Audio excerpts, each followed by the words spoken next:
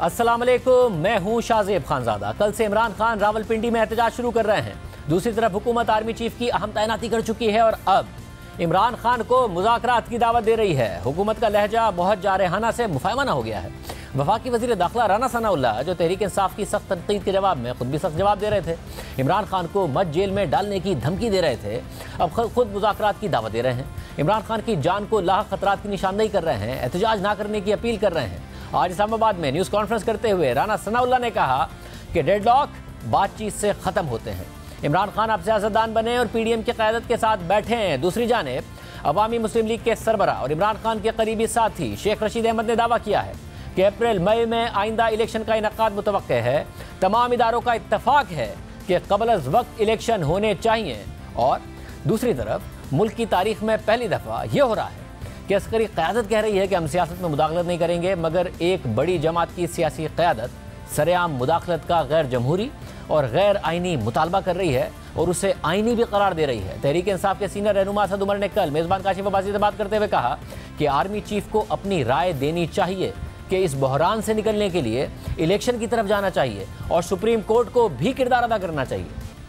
यानी मौजूदा army chief 2 दिन पहले ही ये कह चुके हैं कि फरवरी 2021 तक सियासत में मुदाखलत हो रही थी जो आइन की खिलाफ वर्जी थी और एक गलती थी, आइंदा नहीं होगी। मगर तहरीक इंसाफ नए आर्मी चीफ के तकर्रुर के बाद ही दोबारा मुदाखलत का मुतालबा कर रही है। असद उमर कह रहे हैं कि क्योंकि ये पहले भी होता रहा है इसलिए फ़ौज की नई क़यादत दोबारा यही गलतियां दोहराए। तहरीक इंसाफ खुद तो पार्लियामेंट में जाने को तैयार नहीं है, लेकिन सुप्रीम कोर्ट से भी मुदाखलत का मुतालबा कर रही है कि जो काम सुप्रीम कोर्ट ने माजी में किया जिससे मुल्क और जमहूरियत का बेपनाह नुकसान हुआ, वो काम अब सुप्रीम कोर्ट दोबारा भी करे।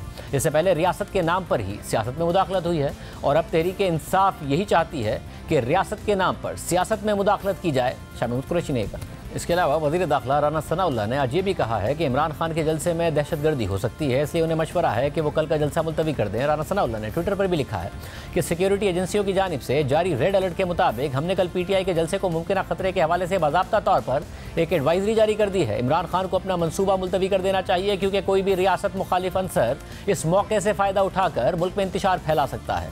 हमने इस पर बात करने के लिए तहरीक इंसाफ के मुतअद्दिद रहनुमाओं को प्रोग्राम में शिरकत की दावत दी, कोई नहीं तैयार हुआ। हमारे साथ वफाकी वज़ीर दाखिला राना सनाउल्लाह मौजूद हैं, लेकिन पहले बात करेंगे जियो न्यूज़ के नुमाइंदे शब्बीर डार से जो उस जगह मौजूद हैं जहां कल तहरीक इंसाफ जलसा करेगी। क्या धरने की भी तैयारी है? शब्बीर डार से जानते शब्बीर बहुत शुक्रिया। इस वक्त क्या तैयारियां हैं, क्या खेमे भी लगाए गए हैं, किस इरादे का इजहार हो रहा है?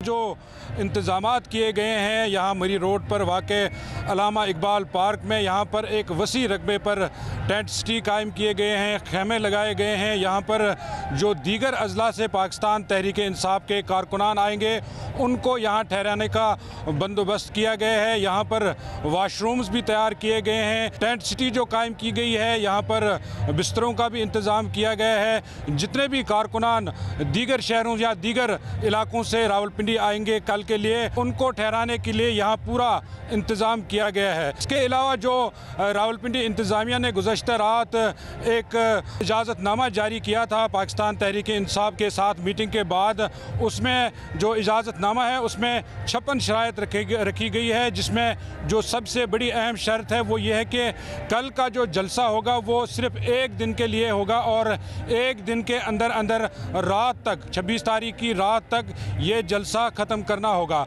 बहुत शुक्रिया। शबीर तफसीलात बता रहे थे। वफाकी वज़ीर दाखिला राना सनाउल्लाह हमारे साथ मौजूद। राना साहब बहुत शुक्रिया हमें ज्वाइन करने के लिए। राना साहब आज आपने प्रेस कॉन्फ्रेंस की, मुज़ाकरात की दावत भी दी कि सियासी लीडरशिप से बात करें। अब आपको GHQ से कुछ नहीं मिलेगा, मगर तहरीक इंसाफ ज़ाहिर है वहाँ मुतालबा भी कर रही है और आज आपको फवाद चौधरी साहब ने जवाब भी दिया है, वो सुन लीजिए, फिर मैं आपका जवाब उस पर लेता हूँ।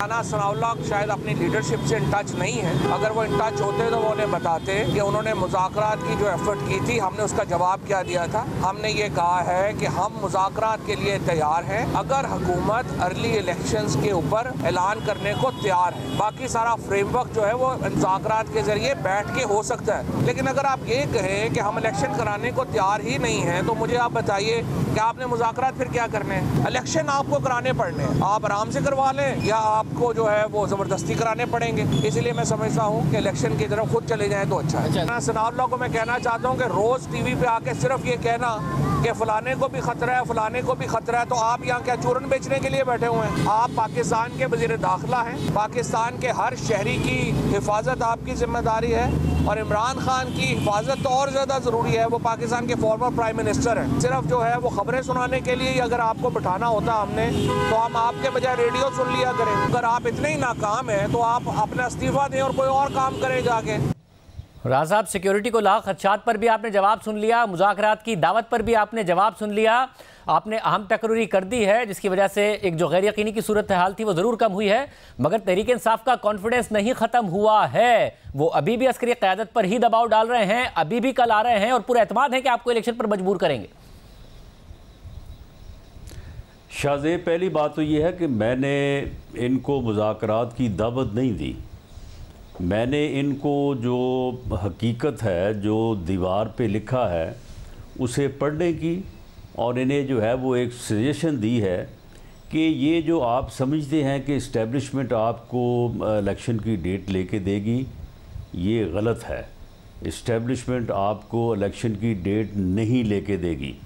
इस्टेब्लिशमेंट ने या पाक फ़ौज ने जो फ़ैसला किया है कि वो पॉलिटिकल किरदार अपनाएंगे, आपने उनको ब्लैकमेल करके देख लिया। आपने पिछले 5-6 माह उनको गालियाँ, ताने, दबाव सारा कुछ करके देख लिया है, और अब उसके बावजूद जो है वो आपको उन्होंने डेट लेके नहीं दी। अगर आपने डेट लेनी है तो आप सियासतदानों में वापस आएँ, सियासतदान बने, पार्लियामेंट में आके बैठें या सियासी जमातों के साथ बैठें, सियासी क़यादत के साथ बैठें। जब सियासतदान बैठते हैं तो फिर डेडलॉक जो है वो टूटते हैं। मगर हाँ साहब, उनका एतमाद है कि कल शाह महमूद कुरैशी साहब ने भी कहा, असद उमर साहब की भी आपने बात सुनी, वो तो सुप्रीम कोर्ट से भी कह रहे हैं जो माजी में गैर आइनी मुदाखलत रही जिस पर इदारों पर तनकीद हुई, इदारे कह रहे हैं हम नहीं करना चाहते, मगर वो कह रहे हैं कि उन्हें करना चाहिए और ये ऐन आइनी है। और ये एतमाद है कि कल जो वो क्राउड शो करेंगे, तो खैमे भी लग गए, हो सकता है धरना भी हो जाए, तो उससे दोबारा इदारे मजबूर होंगे ये करने पर, ये एतमाद है उन्हें। देखें, अगर उन्हें ये एतमाद है तो ये उनकी हमाकत है, ये उनका एतमाद नहीं है। ये अहमक लोग हैं।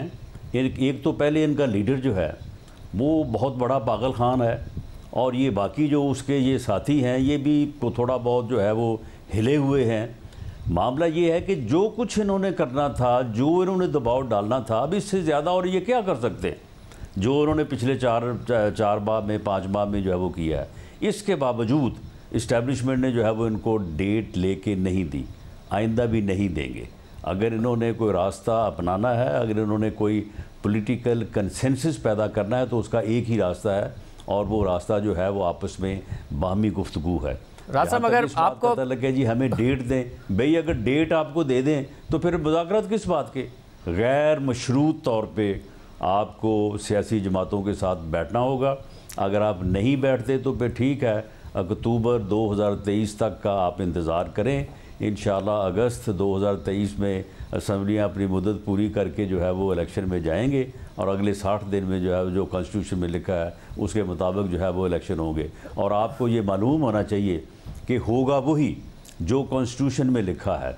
आपने ये तैनाती के ऊपर भी बड़ी जो है वो इधर उधर की हाँकी हैं और बड़ी बातें की हैं, ये हो जाएगा वो हो जाएगा, लेकिन हुआ वही है जो कॉन्स्टिट्यूशन में लिखा है। मगर राना साहब, आपका जो एतमाद है वो ज़ाहिर इस बात पर है कि इदारे मुदाखलत नहीं करेंगे, इदारे खुद भी कह रहे हैं मुदाखलत नहीं करेंगे। इमरान खान साहब ने ज़ाहिर है एक भरपूर कैंपेन चलाई कि हुकूमत आर्मी चीफ की तैनाती ना कर सके, मगर अब उन्होंने जो ब्रिज है वो बनाना शुरू कर दिए हैं। जी राना साहब, बस मामला ये है कि आप मुझे बताएं कि ये जो गुफ्तगू फरमा रहे हैं, तो ये 4 माह पहले जो ये प्रोपेगेंडा करते आ रहे हैं, तो उस वक्त इनके ये ख्यालात क्यों नहीं थे? उस वक्त इनकी गुफ्तगू क्यों नहीं थी? ये तैनाती से पहले जो खेलने की बातें कर रहे थे वो क्या थी? और जब इनके खेलने के लिए जो है वो जो स्पेस थी उसको हमने कैप्चर कर लिया, तो फिर अब इनको अब नई शुरुआत की जो है वो समझ आ गई है। देखें, मामला ये है कि ये कोई मेरा फ़ैसला नहीं है या कोई ये PDM का फ़ैसला नहीं है। ये फ़ैसला जो है ये इंस्टीट्यूशन का फ़ैसला है। उस फ़ैसले का ऐलान उन्होंने ख़ुद किया है और वो इसके ऊपर पूरी सख्ती से कायम है। जो outgoing chief of army staff हैं, उन्होंने भी 2 दिन पहले जो है वो बात की और बड़ी खुल के बात की है। उन्होंने कोई लगी लिपटी रखी नहीं है, और उन्होंने ये कहा है कि हमने ये फ़ैसला एज इंस्टीट्यूशन किया है और हम इस फैसले पे कारबंद हैं और कारबंद जो है वो रहेंगे। वो फैसला करने वाली जो क़यादत है, उस क़यादत में मौजूदा नामज़द जो चीफ़ ऑफ आर्मी स्टाफ हैं वो भी मौजूद थे और उनका एक लीडिंग रोल था। तो इसलिए अगर ये अहमकों की जन्नत में ये जो है वो यानी खुश ख्वाबी में रहना चाहते हैं तो ये रहें, हमें इससे कोई गर्ज नहीं है। लेकिन ये बात तय है कि इनको इस्टेब्लिशमेंट या पिंडी से इलेक्शन की डेट नहीं मिलेगी। राज साहब, अगर कल 2 लाख तो बंदा आ गया, उसमें बैठ के कल 2 लाख बंदा आ गया, तो उसके बाद भी आपको लगता है कि जो वो ज़ाहिर है इस बात को ढका छुपा फिर मैं कह रहा हूँ नहीं रख रहे हैं। शाह महमूद कुरैशी साहब ने तो कहा है कि जब देखेंगे आवाम का और आवाम का जो भी मुतालबा है तो फिर कैसे इदारे एक तरफ रह पाएंगे। आपको लग रहा है उसके बाद भी कोई मुदाखलत नहीं होगी, आपका कॉन्फिडेंस है? चलिए, शाहजेब अगर जो है वो शुरू हुआ जब से लॉन्ग मार्च जो है वो लिबर्टी से शुरू हुआ 7-8 हज़ार से, और वो कहीं 10 हो गया, कहीं 11 हो गया, कहीं 4 हो गया, कहीं 3 हो गया। और जब ये शुरू करते थे 3-4 हज़ार का मजमा तो वो इन्हें ठाठे मारता हुआ इंसानों का समुंदर नज़र आता था। तो मामला ये है कि ये तो 20 लाख लेने जा रहे हैं, लेकिन चलें आपने 2 लाख की अगर शर्त मुकर्रर कर दी है तो फिर अगर ये 2 लाख भी ना ला सके तो फिर ठीक है, फिर अक्टूबर 2023 का इलेक्शन या डेट जो है वो फिर तस्लीम कर लेनी चाहिए। यानी कि अगर ये फिर आपसे बात कर ले तो आप कह रहे हैं आप भी अक्टूबर से फैसला कर दें, अक्टूबर से पीछे आ सकते हैं। तो कल आप ही कल देख के फैसला कर दीजिएगा कि वहाँ पे 2 लाख हैं या वहाँ पे वही 25-30 हज़ार हैं जो इससे पहले भी कई दफ़ा इन्होंने। ऐसा मसला ये ना कि जब आते हैं तो फिर हर तरफ से अपने ही दावे होते हैं, कोई चंद हज़ार को कोई चंद लाख बताता है, फिर चंद लाख को कोई चंद हज़ार बताता है, तो उसका पैमाना पता नहीं क्या होगा। मैं तो वो एक्सपेक्टेशंस बता रहा हूँ जो तहरीक इंसाफ की हैं। मगर कल ख्वाजा आसिफ साहब एक फेस सेविंग की बात कर रहे थे कि इनके अपने रहनुमा कह रहे हैं, तो क्या फेस सेविंग के लिए भी कुछ ऐसा देने को तैयार नहीं है कि आपके साथ कम से कम वो टेबल पर बैठे हैं? ज़ाहिर है आज आपका रवैये में नरमी थी जब आप प्रेस कॉन्फ्रेंस कर रहे थे, और एक अच्छी बात है कि आप कह रहे हैं कि जी सियासी तौर पर हम आगे बढ़ना चाहते हैं, आए हमसे बात कर रहे हैं, हो सकता है हम फ्लेक्सिबल हो जाएं। फेस सेविंग के लिए कुछ नहीं। देखें शाहजेब, जब इमरान खान ये बात करेगा कि मैं आ रहा हूँ, तुम्हें पता ही नहीं है कि मैंने क्या करना है, इतना जो है वो इंसानों का समुंदर होगा, हम चढ़ाई करेंगे, हम आ रहे हैं इस्लामाबाद, तो उसका जवाब फिर जो है उसी तरह से होगा। अब अगर वो कह रहे हैं कि जनाब हम इस्लामाबाद से दूर पंजाब की हदूद में जहाँ पे हमारी हुकूमत है वहाँ पे जो है वो स्टेज लगा के तो वहाँ पे जलसा कर रहे हैं, और कोई बात जो चढ़ाई वाली या कोई बात जो है वो इस तरह की नहीं कर रहे, तो बिल्कुल हमने जो है वो उसी अंदाज से जो है उस बात का जवाब दिया है। उन्होंने कहा है कि हम इलेक्शन की डेट के लिए आ रहे हैं, उन्हें रास्ता बताया कि इलेक्शन की डेट का ये रास्ता नहीं है। इलेक्शन की डेट का रास्ता ये है कि आप बैठें और सियासतदान बनें, सियासतदानों से बात करें। ये जो आप कहते हैं कि मैं अपने सियासी मुखालफिन से बैठने से बेहतर है कि मैं मर जाऊँ, तो फिर जो है ना वो फिर आपकी मर्ज़ी है, आप अगर मरना ही चाहते हैं तो मरें। लेकिन ये कोई तरीक़ाकार नहीं है पार्लिमानी जमहूरी निज़ाम में कि आप हिज़्ब इख्तिलाफ़ में हों तो हुकूमत को, और अगर हुकूमत में हो तो हिज़्ब इख्तिलाफ़ को आप ये समझें कि जब मैंने इनको छोड़ना ही नहीं है, इनके साथ बैठना ही नहीं है, इनके साथ बात ही नहीं करनी।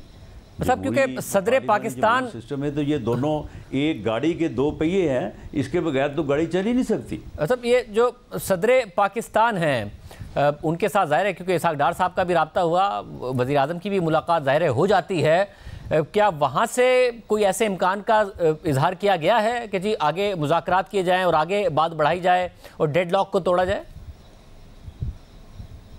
देखिए, सदर पाकिस्तान गरीब तो मुस्कीन आदमी है, उसे जिस तरह से सदारत इन्होंने दी है वो अभी उस बात को भूला ही नहीं है। उसे अभी तक ये यकीन ही नहीं आया कि वो इस मुल्क के सबसे बड़े आईनी ऑफिस में बैठा है। उसे ये समझ ही नहीं आई कि अब इससे आगे और मैंने कहाँ जाना है। वो यहाँ पे ही आगे कम से कम जो है वो अपने ऑफिस का, अपने जो है वो आईनी ऑफिस का जो है वो भरम रखे।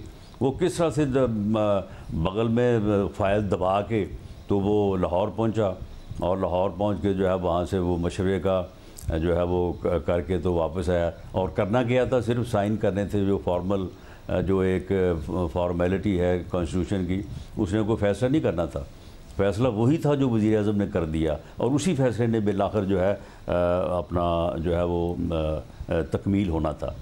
तो मामला यह है कि सदर तो गरीब खुद मस्कीन है, वो तो इस काबिल ही नहीं है, ऐसा फिर पहुंच ही नहीं है। ये अब आप बात यह है, फिर आपका पैगाम यह है कि इमरान खान खुद ही बैठें, खुद ही अनाउंस करें, वरना अक्टूबर 2023 तक का इंतजार करें। अगर जल्दी इलेक्शन चाहते हैं तो फ्लेक्सिबिलिटी की गुंजाइश ज़रूर मौजूद है आपसे या आपके इत्तेहादियों से, जो उनके भी इत्तेहादी रहे, चाहे वो MQM हो या कोई और जमात हो, उससे बात करें तो फिर बात हो सकती है और मुज़ाकरात हो सकते हैं और बात आगे बढ़ सकती है।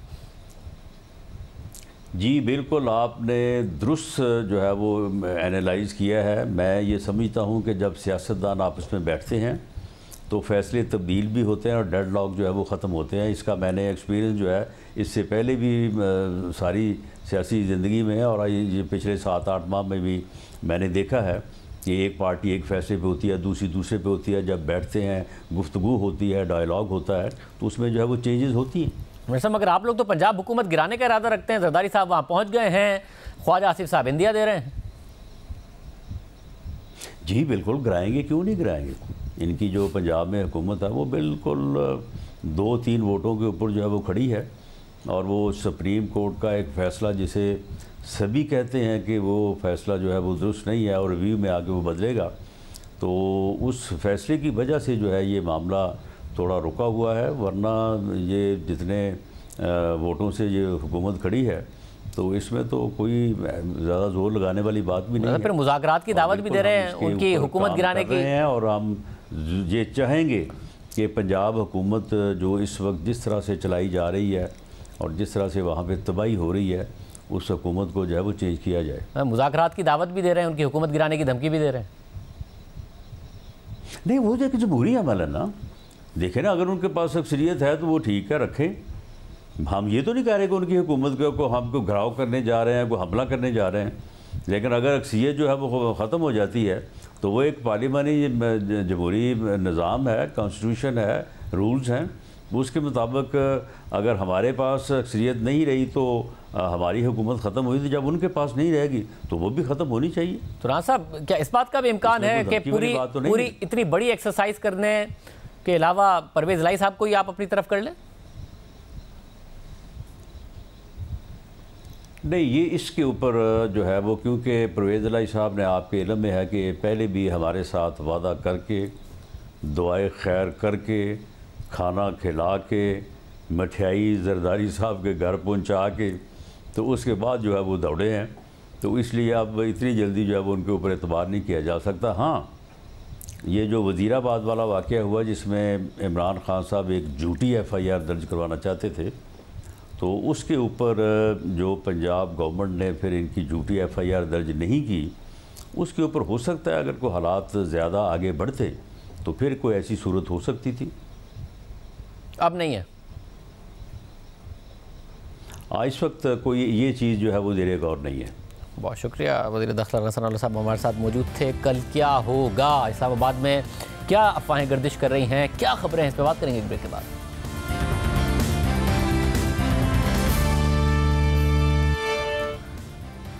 कल आर्मी चीफ की तैनाती के बाद एक दिलचस्प सूरत हाल पैदा हो गई है कि हुकूमत तहरीक इंसाफ से कह रही है आइए मुज़ाकरात कीजिए, तहरीक इंसाफ कह रही है कि मुज़ाकरात नहीं करेंगे, इलेक्शन का ऐलान कीजिए वरना तारीख तो हम ले ही लेंगे। फिर GHQ से मुतालबा कर रही है, सुप्रीम कोर्ट से मुतालबा कर रही है। आसमा शिराजी साहिबा और शहजाद इकबाल साहब हमारे साथ इस्लामाबाद से मौजूद। आप दोनों का बहुत शुक्रिया।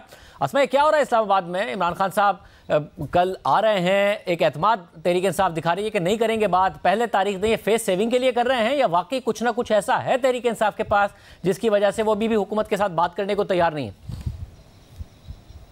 देखिए, मेरे ख्याल है वो तैयार हो जाएंगे जल्द या बदेर। उनको एक फेस सेविंग चाहिए और उसके लिए सदर मुमलिकत काफ़ी रास्ता जो है वो हमवार कर रहे हैं।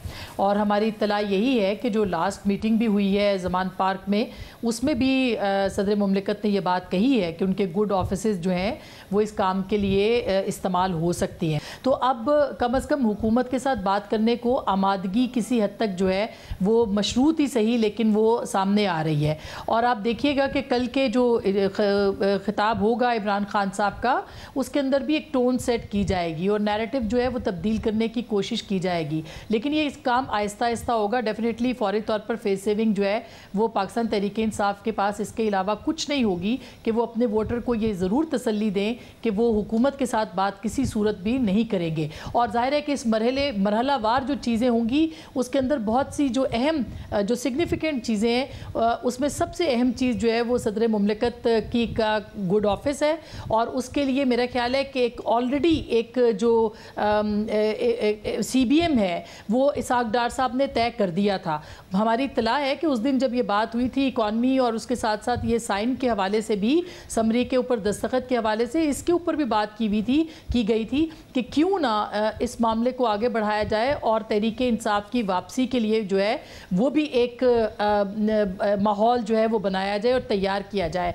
तो बिल्कुल ऐसे लगता है कि तहरीक इंसाफ को आज राना सनाउल्लाह साहब की तरफ से कहा गया, कल एक और सीनियर मिनिस्टर कह देंगे, इस तरह 2-4 दिनों के अंदर अंदर इस मामले के ऊपर एक पूरा माहौल जो है वो तैयार किए जाने का इम्कान मौजूद है। शहजाद, आप बताइएगा, इमरान खान साहब ज़ाहिर है पहले आर्मी चीफ की तैनाती पर बयानियां बना रहे थे, उससे पहले हमने देखा अमेरिका मुखालिफ, इस्टेब्लिशमेंट मुखालिफ, उससे पीछे भी अभी फिर क्या है ऐसा जो खान साहब को या फिर तहरीक इंसाफ को उम्मीद दे रहा है कि हम नहीं बात करेंगे और इलेक्शन लेकर रहेंगे?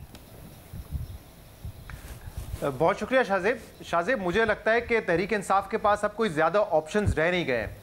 जितना प्रेशर वो डाल सकते थे उन्होंने डालने की कोशिश की। अब कल का जो इवेंट है वो क्या होगा? 1 डे इवेंट होगा, एक जलसा होगा, बहुत बड़ा क्राउड भी लेके आ जाए इमरान खान साहब, तब भी हुकूमत जो कि इस वक्त बड़ा स्ट्रॉन्ग महसूस कर रही है, वो जो तैनाती करना चाहते थे नवंबर की, वो तैनाती उन्होंने कर ली है। तो कोई वजह नज़र नहीं आती कि क्यों हुकूमत प्रेशर में आएगी अगर लाखों लोग भी आ जाए तहरीक इंसाफ के। तो एक जलसा होगा, जलसा करके चले जाएंगे। हाँ, ये बात ज़रूर है कि कल भी जैसे हमने देखा प्रेसिडेंट की जब मुलाकात हुई इमरान खान साहब से और जो समरी के हवाले से स्पेकुलेशन थी वो सारी दम तोड़ गई, उन्होंने समरी अप्रूव कर दी। तो इस हवाले से कोई कॉन्फिडेंस बिल्डिंग मेजर्स ज़रूर हुए हों और हो सकता है कि हुकूमत किसी ना किसी सतह पे बातचीत करे और अर्ली इलेक्शंस के हवाले से कोई बात हो। अब वो किस करवट बैठती है बात, ये तो नहीं कहा जा सकता, लेकिन हुकूमत बात करने के लिए तैयार है। बट तहरीक इंसाफ उस कंडीशन से पीछे नहीं हट रही है कि जब तक आप हमें ये कहेंगे नहीं, ये बताएंगे नहीं कि हमारे इलेक्शंस के लिए तैयार है, तब तक ये मुज़ाकरात हो नहीं सकते। और मेरे ख्याल से जो कन्फ्यूजन है तहरीक इंसाफ की वो बड़ी वाज़ेह है। शाहजेब, इस वक्त आप बताएं कि एक जो आर्मी चीफ जो आउट गोइंग है उस पर बड़ा इन्होंने दबाव डाला, उन्होंने वोट ऑफ नो कॉन्फिडेंस के बाद गद्दार भी कहा, उनको मीर जाफर मीर सादिक भी कहा, इलेक्शन का मुतालबा उनसे भी करते रहे, इस हवाले से मुलाकातें भी हुई।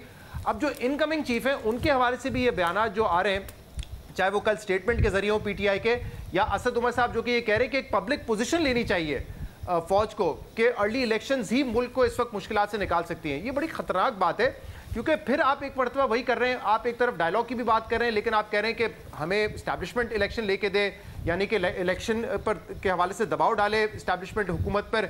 तो ये स्ट्रैटेजी समझ नहीं आ रही और ये बड़ी काउंटर प्रोडक्टिव भी हो सकती है तहरीक इंसाफ की अगर वो उसको आगे लेके बढ़ते हैं, क्योंकि बहुत सारी बातें तो आर्मी चीफ साहब ने उस दिन अपने खिताब में की, लेकिन कल एक इवेंट पे मेरी मुलाकात हुई आर्मी चीफ से और बहुत सारी बातें ऑफ द रिकॉर्ड थी तो मैं वो तो नहीं बता सकता, लेकिन इंप्रेशन यही है कि इस्टेब्लिशमेंट में एक बड़ा गुस्सा है, बड़ी फ्रस्ट्रेशन है कि इमरान खान की हुकूमत को हमने आउट ऑफ द वे जाके सपोर्ट किया।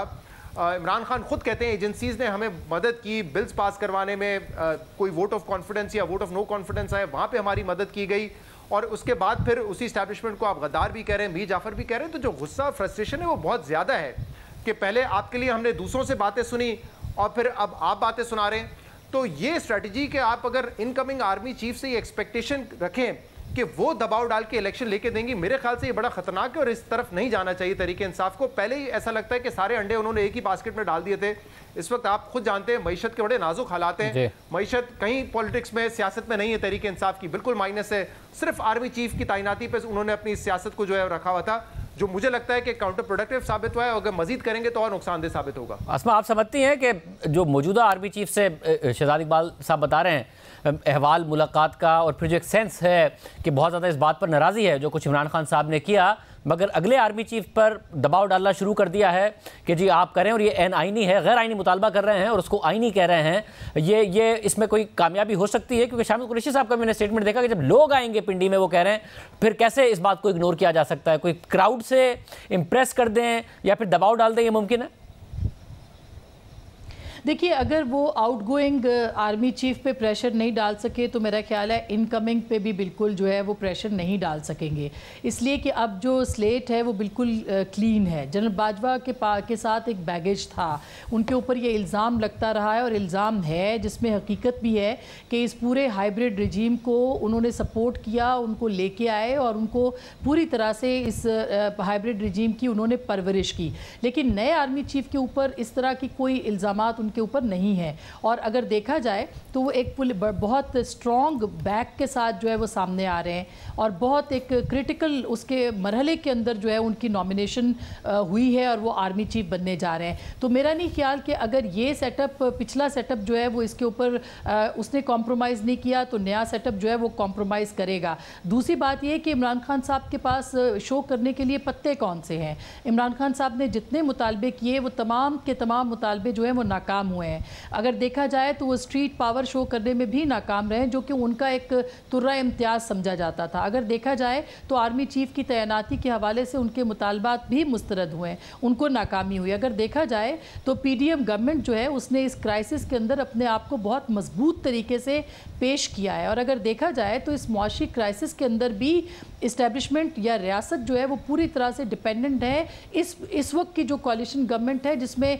9 जमातें हैं और उनके पास भी वोट बैंक है। तो मेरा ख्याल है कि किसी किस्म का कोई प्रेशर पॉलिटिकल गवर्नमेंट के ऊपर भी नहीं है और इस्टेब्लिशमेंट के ऊपर भी नहीं है। जो प्रेशर था वो निकल गया है और इसके बाद इमरान खान साहब को फेस सेविंग चाहिए होगी। कल वो जितने भी लोग ले आए और जितने भी महीने यहाँ पे बैठ जाए, मगर उनको बैठना ही होगा और इवेंचुअली उनको जो है वो बात करनी पड़ेगी इसी सेटअप के साथ, इसी गवर्नमेंट के साथ। आयरनी यही है कि वो बार बार इस्टेब्लिशमेंट को कह रहे हैं कि बात करें, वो बार बार कह रहे हैं कि इस्टेब्लिशमेंट जो है वो पॉलिटिकल मामलात को देखे, जबकि सेटअप जो इस वक्त मौजूद है उसने इसको बाहर निकाला है सियासत से, इस्टेब्लिशमेंट को, और इस्टेब्लिशमेंट का कोई किरदार सियासत में नहीं होना चाहिए। इस नैरेटिव को, इस बयानिए को तकवीयत मिली है, तो मेरा नहीं ख्याल कि इमरान खान साहब ज़्यादा ब्लैकमेल कर सकेंगे। शायद आपको भी लग रहा है फिर कल का इवेंट एक वन डे इवेंट होगा और उसके बाद एक हतमी तौर पर यही होगा कि तहरीक इंसाफ पार्लियामेंट में आ रही होगी या मुज़ाकरात कर रही होगी किसी भी फेस सेविंग के तहत? जी देखें, वैसे तो काफ़ी सस्पेंस रखने की कोशिश की। असद उमर साहब कह रहे हैं कि अगर स्टेडियम में 30,000 बंदा मैच देख सकता है तो बाहर भी बैठा होगा, यानी कि वो कह रहे हैं कि मैच क्योंकि फर्स्ट को शुरू होना है तो अगर हम फर्स्ट को यहाँ बैठे हुए हों 3-4 दिन बाद भी तो कोई इशू नहीं होना चाहिए। लेकिन ये सिर्फ बातें हैं। पंजाब में उनकी अपनी हुकूमत है, जिस जगह पे वो धरना या जलसा करने जा रहे हैं वहाँ पे एडमिनिस्ट्रेशन ने उनको एक दिन जलसा करने की इजाज़त दी है। इमरान खान साहब खुद ब्रिटिश हाई कमिश्नर को यकीन दहानी करवा चुके हैं कि हमारा जो ये जलसा है ये मैच में रुकावट नहीं बनेगा, तो इस बात के तो इम्कान ही नहीं है कि कोई लंबा स्टे यहाँ पर होगा। वो असद उमर साहब कहते हैं लंबी इनिंग खेलेंगे, वो शॉर्ट इनिंग होगी। कल का एक जलसा होगा जिसमें मेरे ख्याल से तकरीर होगी, कोई ख़ास ऑप्शन सियासी तौर पर इस वक्त नज़र नहीं आ रहे। तो वाहिद रास्ता यही बचता है कि अब हुकूमत अगर कहीं पहल करती है, जो कि एक तरीके से सागडार साहब ने की भी है, और दूसरी तरफ से रेसिप्रोकेट होता है तो फिर बात आगे चलाएं और इवेंचुअली इलेक्शन से पहले तो आना ही पड़ेगा तहरीक इंसाफ को पार्लियामेंट में। अगर आपने कैसे केयरटेकर सेटअप तय करना है, आपने बाकी मामलात को तय करना है, तो ऐसा हो नहीं सकता कि वो पार्लियामेंट से बाहर बैठ के इन मामलात को हल करें, वरना वही होगा जैसे आपने देखा कि इलेक्शन कमिश्नर के 2 मेंबरान थे वो भी इस वक्त पार्लियामेंट ने लगा लिए अपनी मर्जी से, क्योंकि एक वहाँ पे भी बराए नाम ऑपोजिशन मौजूद है, और जो चेयरमैन वाला मामला था वो भी उन्होंने खुद कर लिया, तो इसलिए चेयरमैन नैब वाला मामला, तो फिर इसलिए मेरे ख्याल से ये हो नहीं सकता कि तहरीक इंसाफ इलेक्शन से पहले पार्लियामेंट से बाहर है, इवेंचुअली उनको आना ही पड़ेगा पार्लियामेंट में। बहुत शुक्रिया, गुफ्तगू आपने सुनी। देखते हैं कि कल क्या होता है। मईशत के हवाले से कुछ आम डेवलपमेंट्स हुई हैं, वो भी आपके सामने रखेंगे ब्रेक के बाद।